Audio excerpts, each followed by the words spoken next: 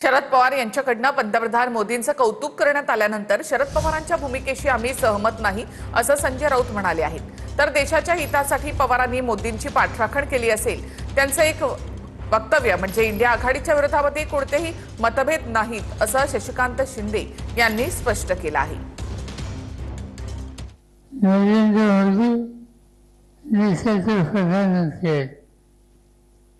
काही राजकीय विचाराच्या संबंधी आणखी त्यांची भूमिका ही वेगळी असू शकते, पण आज भारताच्या बाहेर देशाची प्रतिष्ठा जपण्याचं काम मोदी करतात ही गोष्ट आपल्याला दिसून चालणार नाही।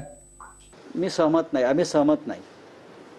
शरद पवारांच्या पंतप्रधानांबद्दलच्या या विधानाशी प्रधानमंत्री नाही की प्रधानमंत्र्यांनी उत्तर दिलंच पाहिजे। मग इंदिरा गांधींशी सहमत आहेत का शरद पवार साहेब? इंदिरा गांधी परदेशात जाऊन, मनमोहन सिंग परदेशात जाऊन, नरसिंहराव परदेशात जाऊन, पवार साहेब तर सरकारमध्ये होते। राजीव गांधी परदेशात जाऊन मीडियाशी बोलत होते, प्रश्नांना उत्तर देण्यापासून पळत नव्हते।